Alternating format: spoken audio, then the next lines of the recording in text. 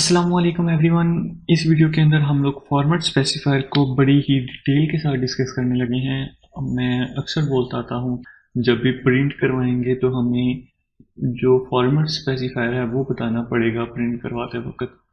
तो format specifier simply आपको ये बताता है कि ये जो आपने चीज़ प्रिंट करवानी है ये स्ट्रिंग के अंदर किस जगह के ऊपर प्रिंट होगी। लेट्स से मैंने लिखा है area of square is modulus D. अब अगर मैं कहीं दरमियान में भी लिख देता हूँ ना मॉड्यूलस डी, तो ये अब दरमियान में प्रिंट करवाएगा। ओके जी, area of 15 the square is हमने यहाँ पे प्रिंट करवाया था तो इसने इसको यहाँ पे प्रिंट करवा दिया। कंटिन्यू करते हैं।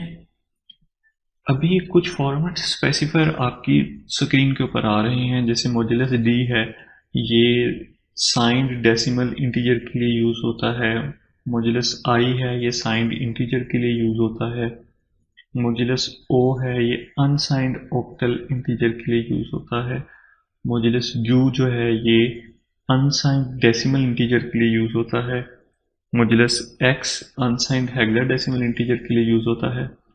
और जो एल का कीवर्ड है ये हम लोग लगाते हैं, ये जो हमने अभी फॉर्मेट स्पेसिफायर देखे हैं ना डेसिमल के या ऑक्टल वगैरह के, इनके हम लोग शुरू में लगाते हैं। एल का मतलब होता है लॉन्ग।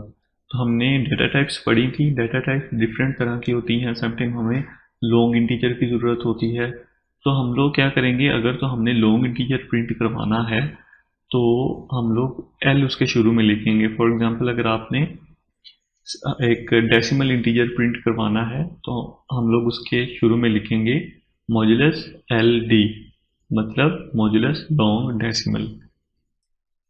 अब जिन लोगों को नहीं पता कि जो साइंड इंटीजर और अनसाइंड इंटीजर क्या होते हैं, मैं आपको सिंपली बता देता हूँ कि जो साइंड इंटीजर होते हैं उनका मतलब सिंपली ये होता है कि आप इसके अंदर जो नेगेटिव वैल्यूज़ हैं वो भी स्टोर करवा सकते हैं। लेट्स से आप इसके अंदर -7, -8, -10 भी स्टोर करवा सकते हैं। लेकिन जो अनसाइंड इंटीजर होता है उसके अंदर सिर्फ आप पॉजिटिव वैल्यू ही स्टोर करवा सकते हैं। लेट्स से आप उसके अंदर 7, 8, 9, 10, 11, 12 ये स्टोर करवा सकते हैं, लेकिन आप उसमें माइनस वाली कोई वैल्यू स्टोर नहीं करवा सकते। तो हमने डाटा टाइप्स के अंदर जब हम लोग पढ़े थे तब भी हम लोगों ने ये चीज़ देखी थी। इसी तरह अब फ्लोटिंग पॉइंट नंबर, यानी ऐसा नंबर जिसके अंदर एक पॉइंट हो, जैसे 5.83 है, अगर ये हमें स्क्रीन के ऊपर प्रिंट करवाना है तो इसके लिए हमें जो फॉर्मेट स्पेसिफायर यूज़ करना पड़ेगा वो मॉड्यूलस एफ का फॉर्मेट स्पेसिफायर यूज़ करके हम लोग इसको प्रिंट करवाएंगे। इसी तरह अगर ये एक्सपोनेंशियल नोटेशन के अंदर है तो फिर हम लोग मॉड्यूलस ई का ऑपरेटर यूज़ करेंगे। और अगर हम लोग मॉड्यूलस जी का ऑपरेटर यूज़ करके इसको प्रिंट करवाने की कोशिश करेंगे तो सबसे पहले देखेगा कि मॉड्यूलस एफ या मॉड्यूलस ई कौन सा, मतलब अगर मैं इनमें से प्रिंट करवाता हूँ तो वो सबसे शॉर्ट प्रिंट होता है। तो ये दोनों में से जो भी शॉर्ट प्रिंट होगा उसको यूज़ करते हुए, अगर ये एक्सपोनेंशियल नोटेशन के लिए एक्सपोनेंशियल नोटेशन सबसे शॉर्ट होगी इसके लिए तो ये वो प्रिंट करवा देगा उसको यूज़ करते हुए। और अगर फ्लोटिंग पॉइंट इसके लिए सबसे शॉर्ट होगी तो ये उसको यूज़ करते हुए प्रिंट करवा देगा। अच्छा, इसकी मैं आपको एक छोटी सी एग्जांपल करवा देता हूँ। जैसे मेरे पास एक नंबर है हाइट, इसको मैं ख़त्म कर देता हूँ।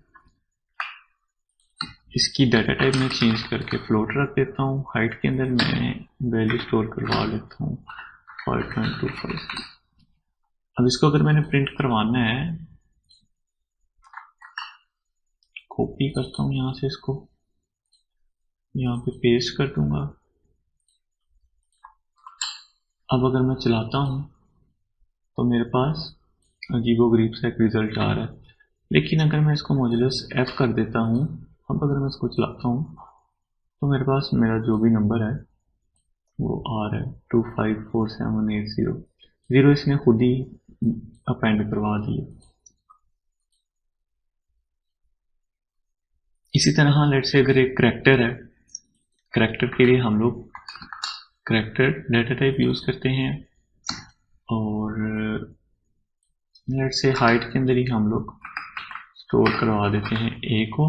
अब अगर मैंने ए को प्रिंट करवाना है तो मुझे यहाँ पे जो फॉर्मेट स्पेसिफायर यूज़ करूँगा वो मैं सी करूँगा, मॉड्यूलर सी करूँगा। और ये हाइट के वेरिएबल में हमने ये स्टोर करवाया हुआ और हाइट का वेरिएबल मैं यहाँ पे पास कर रहा हूँ। अब मैं अगर चलाऊँगा तो मेरे पास स्क्रीन के ऊपर ये ए प्रिंट हो जाएगा। अब आपने एक चीज़ नोट की होगी कि अगर हमने कोई स्ट्रिंग प्रिंट करवानी होती है, लेट्स से ये स्ट्रिंग तो हार्ड कोड की हुई है ना मैंने, अब अगर मैं इसको प्रिंट करवाता हूँ तो मेरे पास ये प्रिंट हो जाती है। लेकिन अगर मैं इसको किसी वेरिएबल के अंदर स्टोर करवा देता हूँ, लेट्स से कंट्रोल सी करके कंट्रोल वी करता हूँ इधर, और इस स्ट्रिंग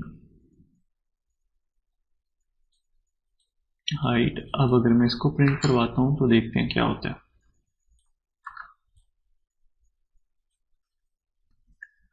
सी लैंग्वेज के अंदर स्ट्रिंग बनाने के लिए हम लोग करेंगे,